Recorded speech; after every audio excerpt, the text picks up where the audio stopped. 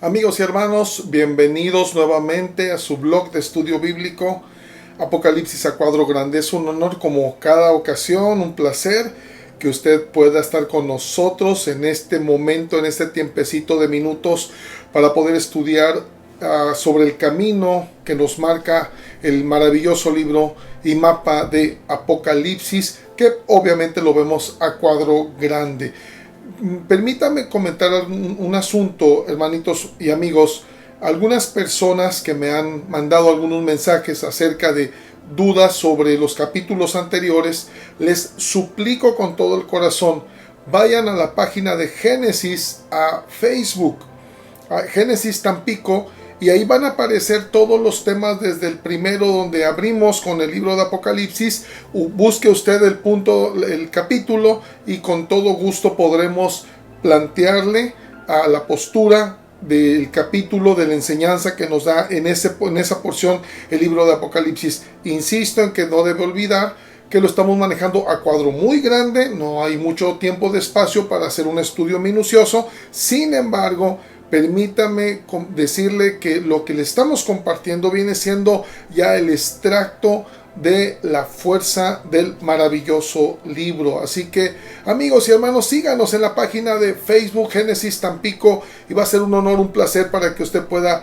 conocer lo que compartimos a la gente acerca de nuestro Señor y Salvador Jesucristo. Y bueno, en el bloque pasado estábamos viendo algo impresionante acerca de los dos testigos y cómo Dios llama nuestra atención, cueste lo que cueste, con tal de que tarde que temprano usted y yo seamos salvos. Dentro de ese mismo cuadro que Dios está moviendo en plena gran tribulación, no debe olvidar que los dos testigos aparecieron en la última parte de la semana de los siete años de la gran tribulación, y es el último punto donde Dios llama la atención de los judíos. No debe olvidar que el enfoque está sobre el pueblo judío. El pueblo cristiano ya se fue al cielo en las nubes con Cristo en el arrebatamiento, porque no debe olvidar dos cosas muy importantes. Número uno, el libro de Apocalipsis no está escrito de manera cronológica, que nos vayamos del paso 1, 2, 3, 4, 5. De antemano nos va a estar paseando de algo que ya vimos como que ya sucedió. De repente otro elemento lo va a traer y lo va a estacionar para ir enriqueciendo lo que pasa en cada blog de lo que estamos marcando. Así que no les sorprenda que de repente pareciera que regresamos al capítulo 2, al capítulo 8, al capítulo 5, etcétera, etcétera. ¿Por qué razón? Hay figuras que aparecen más adelante. Por otro lado, también no hemos de olvidar cuando estudiamos Apocalipsis que el Señor, cuando le habla a través de los profetas, recuerde por ejemplo el caso de Daniel, una porción es precisamente para todo el mundo, y hay porciones o extractos donde el Señor está hablando sobre la redención del pueblo israelita. Entonces, vea usted que el Señor llamó la atención del pueblo de Israel desde el Antiguo Testamento, en la época con Jesucristo. Después cae Jerusalén y los judíos no quisieron saber nada del Mesías. Entonces el Señor frena su llamado a su pueblo, derrama de la gracia después de la resurrección de Jesús, y comienza mi Señor a salvar a los gentiles, a nosotros que no somos judíos. Entonces, en todo este tiempo de la gracia, desde la resurrección de Jesucristo hasta nuestros días, Dios ha llamado nuestra atención y ha buscado la salvación de nuestras vidas. ¿En qué termina esto? La era de la iglesia es la era de la gracia. La era de la iglesia termina con el arrebatamiento. Después del arrebatamiento, el Señor enfoca su nuevo llamado a el pueblo de Israel. Recuerde que en los primeros capítulos manejábamos acerca de la semana 70 de Daniel y veíamos que 69 se cumplieron en el punto de la destrucción de Jerusalén y del templo en Jerusalén. Y después del año 70 después de Cristo hasta nuestros días, cuando aparezca el anticristo, es la última semana de Daniel que falta. Pero todo esto tiene que ver desde la primera parte hasta la última semana, tiene que ver con el pueblo judío. Lamentablemente en la gran tribulación, estarán estacionados todos los inconversos, la gente rebelde que no quiso nada con Dios, y lamentablemente la iglesia fría, la iglesia que nunca se amacizó, la gente que tuvo el conocimiento, tuvo el acercamiento con Dios, pero que lamentablemente nunca afianzó su fe en Jesucristo. Y obviamente el Señor en la gran tribulación intenta seguir salvando. Es muy importante. Entonces, cuando Dios trata con el pueblo gentil, cuando Dios trata con el pueblo judío, en la gran tribulación el enfoque es pueblo judío, aunque el Señor está enjuiciando a todo aquel que no quiso nada con él. Entonces vemos que los dos, por eso tenemos que los dos testigos están en Jerusalén y están enfrentando a la gente, haciéndoles ver que Jesús es Mesías. Ponga mucha atención en esto, amados amigos, porque ese era el mensaje de ellos. Terminan los 3 años y medio, la bestia sale, los ataca, etcétera. Vimos que los mata, los pone en el centro de la plaza, y luego vemos que a los 3 días y medio el Señor manda su espíritu de vida, vuelven a vivir, todo mundo se asusta. Ven que estos hombres se levantan sin cuerpo de corrupción, se levantan nuevamente con vida, y después se oye la voz del Señor que los llama a que suban. Es muy importante notar los detalles del versículo 13, por ejemplo. Cuando ellos suben, que fue lo que terminamos en el bloque anterior, cuando ellos suben, amados, todo el mundo lo está viendo. Y esto es un impacto de entender y decir, Dios sigue existiendo, aunque durante los 7 años nos han dicho en el imperio del anticristo que Dios no existe, que Jesús fue vencido, etcétera, etcétera, y estamos viendo la gloria de Dios. Por eso muchos temieron y otros glorificaron. Obviamente mencionamos los judíos que ya habían aceptado a Jesús como Mesías, pero también en ese gran susto muchos tuvieron que reconocer que Jesucristo es Dios. Y bueno, otros judíos también pudieron glorificar a Jesús como el Mesías. Es algo maravilloso, pero esto va pegado, amados míos, con dos cosas. Número uno, vea cómo ellos, como representantes de Jesús, pareciera que murieron como mártires, dando la vida a los demás, igual que Jesús, por su salvación, por sus hermanos, y luego son elevados al cielo. Obviamente, con Jesús es distinto. Él se elevó al cielo, Él es Dios. Pero ahora el mismo Jesús que ellos lo representan, da la orden de que suban como Él subió.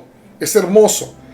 Entonces viene un terremoto, igual que cuando Jesucristo muere en la cruz, hubo un terremoto, una sacudida del mundo para que sepan quién estaba dando su vida por ellos. Ahora, estos testigos se elevan al cielo y el Señor nuevamente lanza un terremoto, porque recuerde que estamos en la ira santa y justa de Dios en ese periodo. Bien, en el versículo 13, pongan la atención, por favor, les suplico que lo dejemos así en el airecito. El asunto del terremoto. En el pueblo judío hay ese temblor, la gente comienza a correr, y es muy importante notar que en este versículo nos dice que 7,000 hombres murieron. En el griego original va más allá que decir 7,000 hombres. Realmente se debería traducir más a detalle como 7,000 nombres de hombres. ¿Qué significa esto? Que murieron, amados míos, gente que representativa en el reino del anticristo, que se encargaban de buscar la manera de destruir a los testigos, y que ellos, aunque fueran de renombre en su momento, fueron ejecutados por Dios y muertos. 7,000 hombres importantes, podríamos decir así, murieron en el terremoto cuando los dos testigos subieron. De ahí, el versículo 14 nos marca nuevamente que ya es el segundo ay, falta el tercer ay, la tercera lamentación de lo que la gente va a vivir, todo porque no quieren poner a Jesús en su corazón y no quieren tenerlo como Rey, Señor y Amo. Debe recordar también que en este nivel de rebeldía la gente ya está llena de demonios. Ya hay mucha gente llena de demonios aquí y aquí.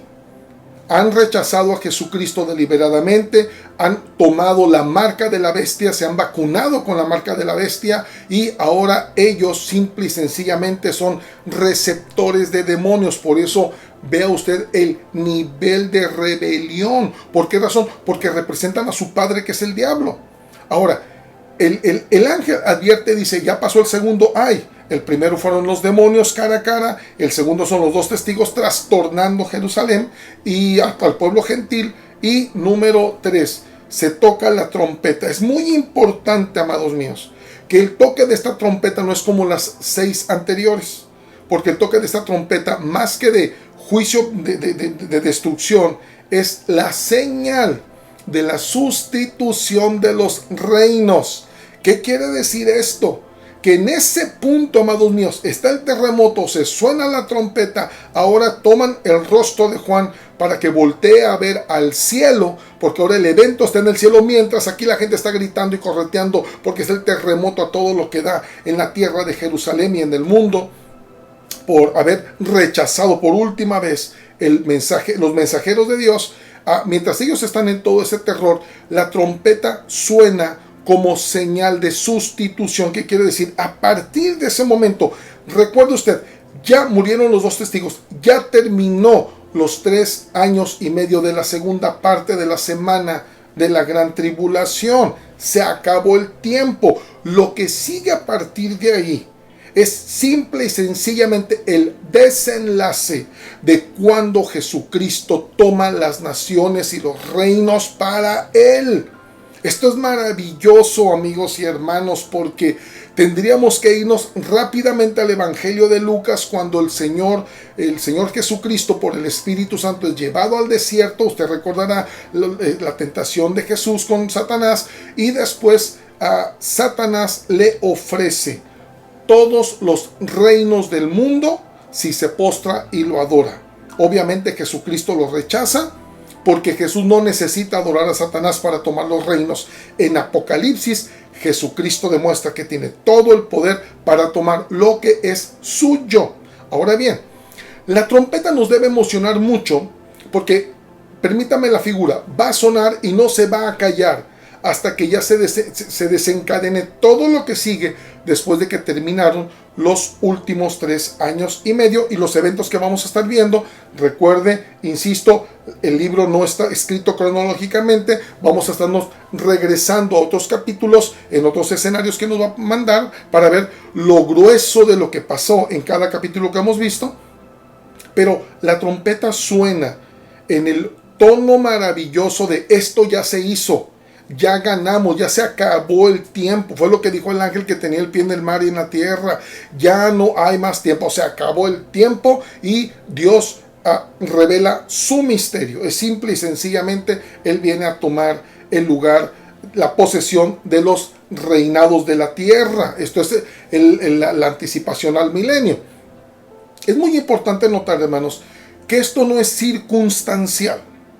La esencia que me permitan compartirles del versículo 14 al versículo 19 del capítulo 11 es ver la actitud proactiva de Dios.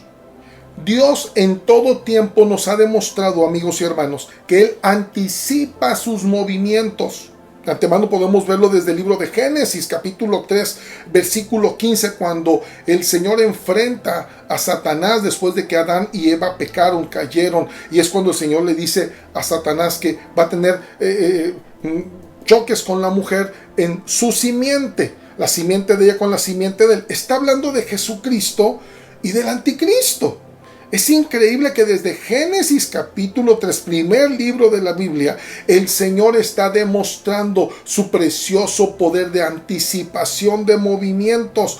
Por esa razón no debe olvidar que el principio de la venida de Jesús no es porque todo estaba enloquecido y necesitábamos un Salvador. Jesucristo es el movimiento anticipado de Dios. Es la proactividad divina en la que Dios anticipa todos los movimientos. Lo vamos a ver en el versículo 19 con el arca del pacto también. Entonces, es muy importante ver que esto que está sucediendo es simplemente la culminación de algo que Él anticipó cientos de años atrás. Así siempre Él mencionó: mi hijo va a tomar los reinados del mundo. Y lo tenemos en Daniel capítulo 7, versículo 14. Hermanos, es increíble que vamos a leer esta porción donde casi literalmente se dice lo que le dijo en aquella visión en Daniel, el anciano de días, al Hijo del Hombre, cuando toma las naciones. Pues el grito de júbilo que tenemos en el versículo 15 del capítulo 11 de Apocalipsis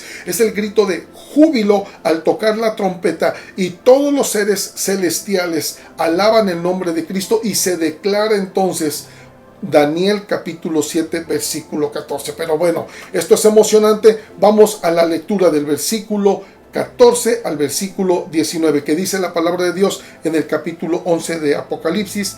El segundo ay pasó, he aquí el tercer ay viene pronto. El séptimo ángel tocó la trompeta, y hubo grandes voces en el cielo que decían: los reinos del mundo han venido a ser de nuestro Señor y de su Cristo, y Él reinará por los siglos de los siglos. Y los 24 ancianos que estaban sentados delante de Dios en sus tronos se postraron sobre sus rostros y adoraron a Dios, diciendo: te damos gracias, Señor Dios Todopoderoso, el que eres y que eras y que has de venir, porque has tomado tu poder y has reinado. Y se airaron las naciones, y tu ira ha venido, y el tiempo de juzgar a los muertos y de dar el galardón a tus siervos los profetas, a los santos y a los que temen tu nombre, a los pequeños y a los grandes, y de destruir a los que destruyen la tierra. Y el templo de Dios fue abierto en el cielo, y el arca de su pacto se veía en el templo, y hubo relámpagos, voces, truenos, un terremoto y grande granizo. Como podemos ver, las grandes voces en el cielo declaran casi literalmente Daniel 7:14. Impresionante.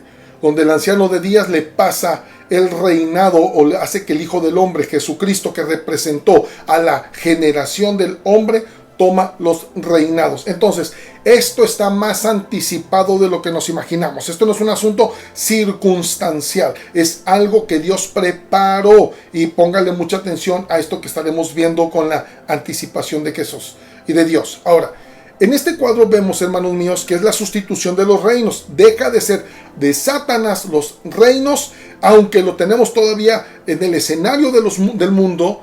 Él ya perdió. A partir de la séptima trompeta es como la introducción, como el inicio, el preámbulo de lo final, para que Jesucristo descienda y tome los reinos de la tierra. Ahora, vea usted el grito de júbilo de las voces celestiales.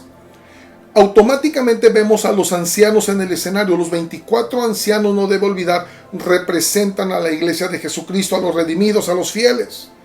Y ellos son los que más se gozan en el cielo, o de los que más se gozan de saber que la redención llegó no solamente a que nos levantó a los cielos, sino que ahora va a ser un imperio milenial donde nos va a permitir disfrutar el gobierno de Él por 1000 años. Ahora bien, los ancianos, hermanos míos, hemos de ponerle mucha atención que no es cualquier tipo de expresión de adoración. Ellos se postran hasta el rostro, hasta el suelo, porque es Dios. Oh, cómo tengo problemas con esas congregaciones o estos líderes que no enseñan a su gente la importancia de la alta reverencia. Estamos hablando de Dios, estamos hablando de Jesús, y es importante que el cristiano aprenda a entender qué grande es postrarnos delante del Rey de Reyes. Y esto lo hicieron los 24 ancianos en el cielo, amados míos. ¿Se imagina qué se espera de nosotros aquí en la tierra como iglesia, que estamos representados en los 24 ancianos? Ellos adoran, y entonces ellos hacen clamores maravillosos donde ellos exaltan la soberanía, la omnipotencia y la eternidad de Dios. Soberanía es: nadie te gana, Señor. Omnipotencia: nadie tiene el poder que tú tienes. Eternidad: Padre, tú siempre has existido. Y luego terminan entonando cántico al triunfo. Le ganaste al diablo, le ganaste a Satanás. No es circunstancial, es movimiento anticipado. Y él lo había dicho durante mucho tiempo, de muchas maneras. En este cuadro majestuoso de alabanza, de adoración, es poder ver, amigos y hermanos, que simple y sencillamente el Señor venció de todas maneras a Satanás, aunque el gobierno del anticristo se veía terroríficamente endemoniado, con toda la maldad desatada en el mundo y aún con todos los rebeldes, y aunque destruyeron a los dos testigos, el Señor los resucitó solamente para recordar que Él es Dios. En estos cuadros tenemos entonces una reacción y vamos directamente, entramos al versículo 18, que es donde tenemos cinco reacciones, cinco eventos antes de que el Señor Jesucristo descienda. Número 1, en el versículo 18 nos dice que las naciones se airaron. Siempre han estado airadas. Toda nación en contra de Dios y de su voluntad están airados con Él. Lo tenemos desde Egipto con Moisés y Faraón, como el Faraón y aún con las señales va a creer. Lo tenemos con Herodes cuando supo que nació Jesucristo. En el Evangelio de Mateo manda matar a todos los niños de la región. Ese tipo de cosas tan grotescas, tan demoníacas, lo tenemos precisamente en el escenario del último tiempo. Las naciones se airaron. Están enojados por dos cosas. Una, porque esos testigos que los estuvieron fastidiando diciendo durante 3 años y medio, Jesucristo es el Mesías y Dios los va a enjuiciar si no lo aceptan, después de que murieron, fueron alzados al cielo y están airados porque dicen, bueno, ¿hasta cuándo nos van a dejar en paz para seguir reinando demoníacamente este planeta, de manera endemoniada este planeta? Y están enojados con Dios, aún así no creyeron y se airaron. Esto nos lleva automáticamente, amados amigos y hermanos, a el Salmo capítulo 2, del versículo 1 al versículo 6, donde claramente nos habla esta rebelión de Apocalipsis capítulo 11. Démosle lectura del capítulo 2 del Salmos, versículo del 1 al 6, que dice de la siguiente manera: ¿Por qué se amotinan las gentes y los pueblos piensan cosas vanas? Se levantarán los reyes de la tierra y príncipes consultarán unidos contra Jehová y contra su ungido, diciendo: rompamos sus ligaduras y echemos de nosotros sus cuerdas. El que mora en los cielos se reirá. El Señor se burlará de ellos, luego hablará a ellos en su furor y los turbará con su ira. Pero yo he puesto mi rey sobre Sión, mi santo monte. Cuando nos topamos entonces en esta escritura, podemos comprender más ampliamente la porción del versículo 18 de capítulo 11 de Apocalipsis. Porque tenemos 5 eventos antes de que Jesucristo tome los reinados del mundo. Número 1, repito, las naciones se airaron. Es impresionante a qué nivel de rebelión. Número 2, la ira de Dios es una forma en la que Él va a expresar su manera del juicio, pero ya como cerrando cuentas. Se acabó esto. Ya no más se los voy a permitir. Es simplemente mi actitud después de la muerte de los dos testigos y la alzada al cielo. Ya nada frena a Dios, simple y sencillamente está cerrando las cuentas. Por eso tenemos el número 3, y es: juzgará a los muertos. Amados amigos y hermanos, a veces creemos que el juicio de Dios es el juicio final del trono blanco solamente. Ese llegará en su momento y en su tiempo. Pero no debemos olvidar que desde el tiempo, del momento en que uno parte de esta tierra, el Señor ya tiene su juicio delante de la persona. Él es un Dios anticipado. No es un asunto de un acto, es una actitud de Dios. La gente que va muriendo en la gran tribulación, sean buenos o que se hayan arrepentido o sean malos, Dios está enjuiciando a los que están muertos. También obviamente se puede ver e inclinar el punto interpretativo de decir que se refiere a los muertos espirituales, a aquellos que precisamente los va a ejecutar por su muerte espiritual. No son gente viva. Por otro lado, tenemos también que galardonará a los santos, a los siervos, a los profetas, sean pequeños, sean grandes, hayan hecho muchas cosas, hayan hecho poquitas cosas, el Señor va a premiar a sus hijos, a sus siervos, a sus profetas. Esto es algo maravilloso, porque es igual. De una u otra manera el Señor tiene el lugar para aquellos que le han amado, hayan hecho cosas grandiosas en esta vida o hayan hecho cosas pequeñas, siempre y cuando hayan sido de su santa voluntad. El Señor comienza a premiar. Por esa razón, empieza la trompeta. Amados míos, esto ya se acabó. Simplemente estoy finiquitando, estoy cerrando. Es un asunto de ya se hizo, aunque en el escenario pareciera que todavía faltan eventos por cruzar. Pero el Señor ya está cerrando las puertas, se acabó. Y simplemente ya está, a unos enjuiciando, a otros premiando y ganando. Entonces vea usted por favor el enfoque. Del versículo 13 estábamos en la tierra. Después del versículo 14, en el 15, Juan es tomado del rostro a, mira lo que pasa en el cielo. Y en el cielo se está festejando, están adorando la iglesia como representada por los 24 ancianos, está postrada adorando a su rey, y las voces celestiales diciendo, Señor, caray, impresionante, a través de miles de años tú lograste llegar al objetivo que habías dicho, porque es un Dios que anticipa los movimientos, pero que mientras está toda la fiesta en el cielo de adoración y alabanza y exaltación, abajo está un terremoto. El terremoto sigue, los dos testigos subieron, está el terremoto, la gente está corriendo, está asustada, mientras Dios lleva a Juan a que vea lo que están celebrando y lo que va a pasar mientras que el terremoto sigue. Le digo esto porque en el versículo 13 al versículo 19 el terremoto sigue, pero en el 19 el terremoto se engruesa con granizo, truenos, voces, se hace más grotesco para los que están en el planeta Tierra. ¿Por qué? Una forma de decirles, se acabó el tiempo. Bien, en este punto donde el Señor está siendo, dijéramos, galardonando a su pueblo, no solamente termina con esto, sino que tenemos también precisamente el número 5, ya comienza a destruir a aquellos que destruyeron la tierra. Es increíble ver esto, porque creemos que van a pasar por alto todos aquellos que abusaron de este planeta de manera masiva. Todos seremos enjuiciados por eso. Cuando no tomamos el cuidado, cuando no tomamos el respeto de lo que nos fue dado para ser felices en el planeta, en la tierra, en la naturaleza, y abusamos de ello, el Señor nos va a enjuiciar por ello.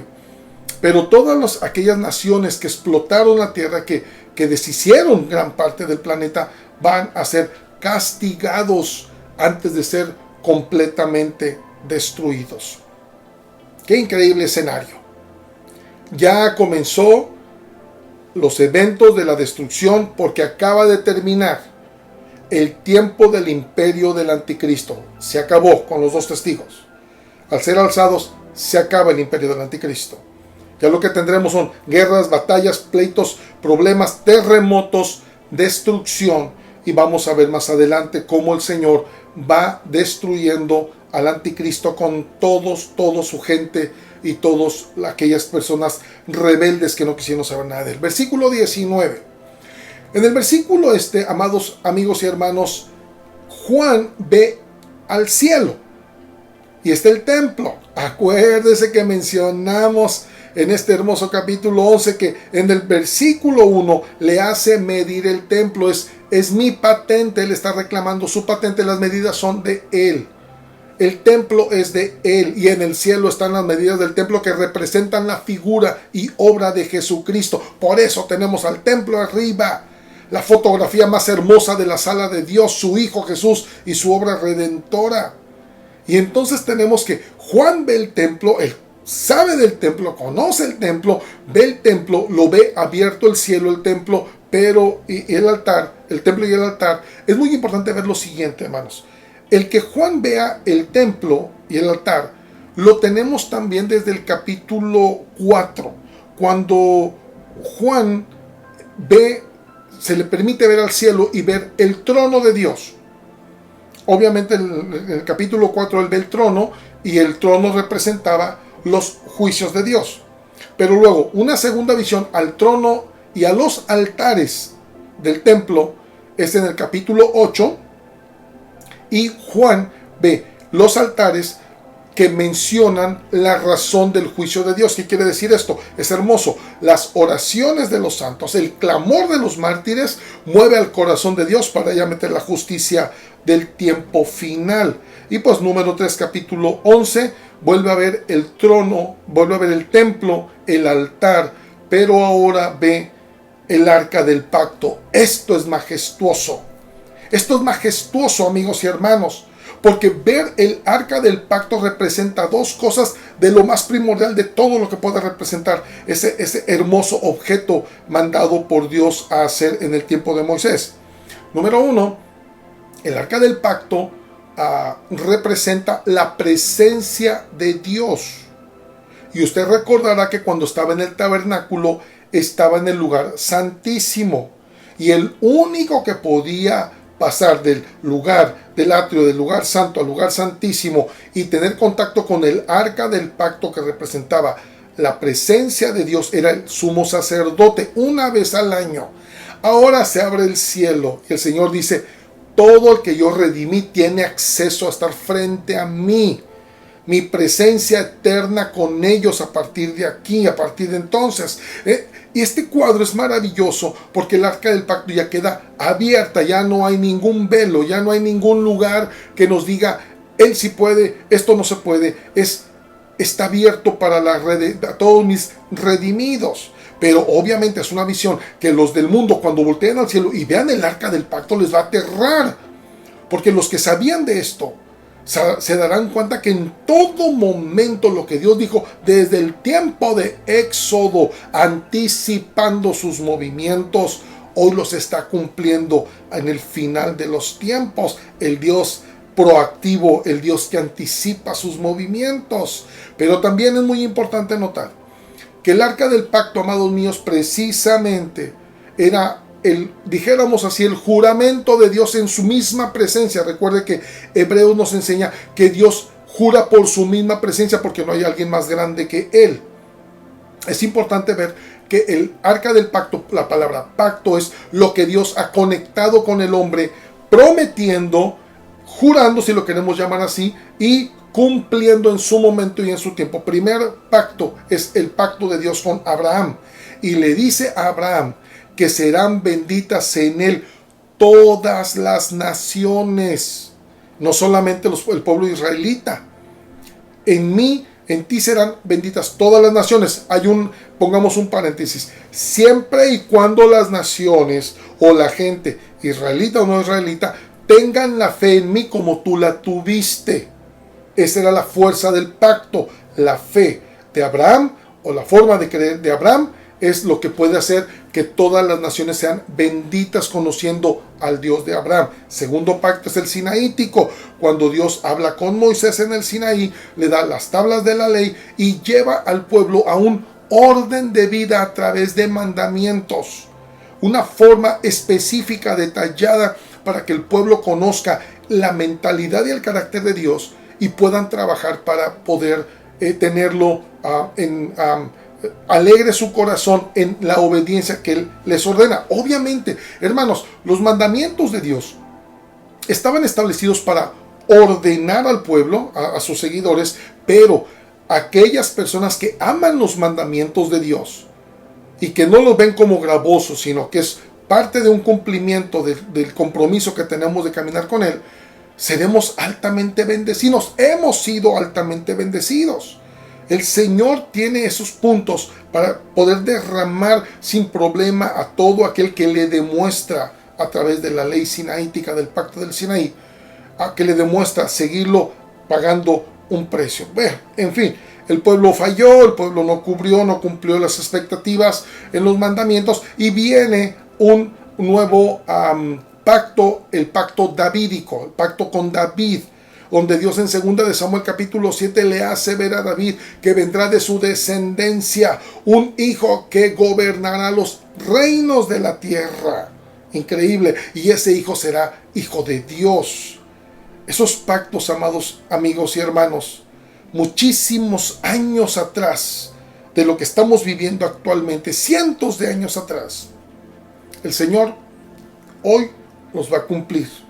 Todo estuvo anticipado. Nadie le puede decir, esto fue de momento y Dios ganó de una u otra manera. No, todo está anticipado y Jesucristo va a tomar los reinos de la tierra. Así que Satanás no le funcionó en el Evangelio de Lucas en el desierto intentar decirle a Jesús, te los entrego sin la necesidad de hacer tantas cosas, mejor te las entrego, nada más póstrate y adórame. El Señor simplemente se los va a quitar. Vemos el arca del pacto, los pactos del Antiguo Testamento donde Dios anticipó todo lo que nos iba a dar, amigos y hermanos. Ese es nuestro Dios. Es increíble ver que después de que ve Juan el templo abierto, ve el altar y ve el arca del pacto, ya los redimidos tenemos completo acceso a la mismísima presencia del Dios vivo. Jesucristo descenderá, tomará a Satanás, al anticristo, los destruirá, a Satanás lo atará por 1000 años, al anticristo y a los demonios al infierno, al lago de fuego, y luego plantará el imperio del milenio para que nos gocemos en su verdadero gobierno, un nuevo mundo, una nueva forma de vida. Así que, amados, deberíamos amar como iglesia el arrebatamiento. Va a ser un espacio de algunos años para luego descender y reinar con Jesucristo por 1000 años y luego para siempre. Majestuoso, simple y sencillamente. ¿Con qué cierra? Increíble. Que el terremoto del versículo 13 ahora se engruesa. Acuérdese que ha estado temblando mientras que Dios le permite ver a Juan en el cielo. Y para terminar y sellar, viene un terremoto más engruesado, ahora con ruidos o voces en el cielo, truenos, relámpagos y un gigantesco granizo cayendo. Dios ha comenzado a limpiar la tierra para asentar el reino de Jesucristo. La sustitución de los reinos ahora pasan a las manos de Jesucristo, dicho desde Daniel capítulo 7 versículo 14. Majestuosa y bendita la palabra de Dios. Cuando hablamos de Dios como el Señor que anticipa sus movimientos, amigos y hermanos, si esto hace mi Señor con el universo, con los tiempos, así sean miles de años, con los cumplimientos al final de los tiempos, si el Señor maneja de manera tan perfecta esa manera de cumplir lo que Él dijo que iba a suceder, es muy importante que usted y yo en este tiempo recuerde que estamos viviendo algo que ningún ser humano en toda la historia de la humanidad lo ha vivido.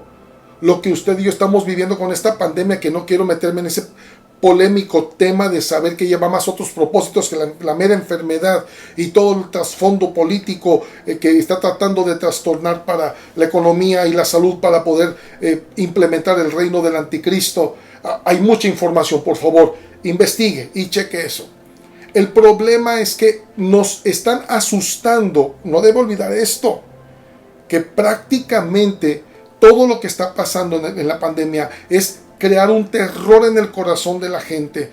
Economías caídas, salud caída, incertidumbre por todos lados. El terror nos hace esclavos.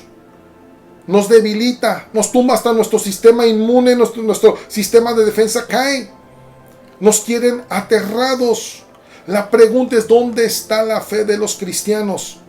¿Dónde está la fe de los evangélicos? Mucha gente que presumió caminar con Dios, hoy con esta pandemia ya dejaron de creer. Es mucha la gente que va dejando y soltando y mejor prefieren hacerse esclavos de los temores y terrores. ¿Qué va a pasar mañana? Ni nosotros los pastores lo sabemos. Una cosa sí sabemos, todo está seguro porque Dios lo tiene en sus manos. Y es muy importante comprender que Dios no reacciona en base a la situación. Mi Dios todo lo tiene planeado con toda la anticipación necesaria. Él sabe lo que va a hacer el día de mañana, el otro año. Él sabe cómo se está manejando todo esto. Él sabe hasta dónde les va a permitir a las naciones hacer todo esto que están haciendo para oprimir, valga la redundancia, para oprimir a la humanidad. El punto es el cristiano, que en este terror y en este miedo terminan muchas ocasiones olvidando quién es nuestro Dios. Y no, por favor, se lo suplico, no deje de ver esto. Dios es el Dios de las anticipaciones, es un Dios proactivo. Amados amigos y hermanos, ¿qué va a pasar en la economía? Cada vez va a estar peor, cada vez la situación va a estar más dura. Lo entendemos. Sin embargo, nunca debemos dejar de confiar y descansar en el Dios que todo lo tiene anticipadamente planeado. Si aún el fin del mundo ya lo tiene en su corazón y en su agenda, ¿cómo va a manejar esto? Amigos y hermanos, ¿acaso no podrá con nuestra economía? ¿Acaso no podrá con nuestra salud? ¿Acaso no podrá con las situaciones del hogar que comienzan a crear tensión, comienzan a crear debilidad, comienzan a crear muchas cosas negativas? Amigos y hermanos, el pueblo debe ir a adorar. Los ancianos se postraron hasta el suelo. Es Dios el que anticipa sus movimientos y créalo, tiene sorpresas para aquellos que tienen bien amasado en el corazón el pacto con Abraham, las naciones bendecidas por tener la fe y creer en el Dios de Abraham. El pueblo que se preocupa por conocer las sagradas escrituras. Hermanos, amigos, deje de estar viendo tanto Facebook y todo ese tipo de redes sociales que le pueden quitar la mitad del día. Hay que leer las escrituras. No suelte la sagrada escritura. Debe llenar su mente y su corazón con el Dios que tiene el poder de ser proactivo y de anticipar movimientos por cientos, por miles de años. ¿Qué no podrá ser nuestro Dios? ¿Qué no tiene Dios organizado y planeado con anticipación? Lo que le va a dar a usted, lo que me va a dar a mí. Amigos, hermanos, Dios todo lo tiene. Cuando decimos que todo lo tiene bajo control, es porque Él todo lo tiene planeado desde muchísimo tiempo atrás.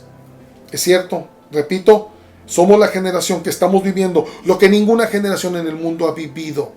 Ha habido pandemias, ha habido luchas, ha habido enfermedades, ha habido ataques de naciones, pero nunca hemos vivido como humanidad en la tierra este culminio de tratar de integrar el ecumenismo por el lado religioso, tratar de bajar el nombre de Jesús y la Sagrada Escritura para dar una religión barata, y el imperio mundial, donde simplemente Satanás, a través del anticristo, va a gobernar la tierra por 7 años. ¿Qué va a pasar? No sé. ¿Da miedo? Claro que sí. ¿Da terror? Vaya que sí. Sin embargo, Jesucristo dijo claramente que Él da la paz, no como el mundo la da. Y dijo, no se turbe vuestro corazón, ni tenga miedo. Si usted tiene peticiones en su corazón, todos sus temores, todos sus terrores, todo lo que se comienza a desestabilizar, corra de rodillas, póstrese con el rostro hasta el suelo como los ancianos. Ese es el carácter de la iglesia de Jesús. Adore a aquel que sí sabe lo que va a hacer mañana. Amigos y hermanos, es más hermoso de lo que nos imaginamos saber que Dios todo lo anticipa, hasta su vida, su economía, su salud y todo lo que va a pasar mañana con usted y su hogar, su familia, su trabajo, sus proyectos, su profesión, lo que usted quiera y mande. Todo Dios lo tiene organizado en su agenda porque Él lo ama a usted y Él sabe que usted lo ama. Creo que así debería ser. Esto es Apocalipsis a cuadro grande. Es un honor estar con ustedes. Les mando un fuerte abrazo. Dios me los bendiga. Dios me los guarde.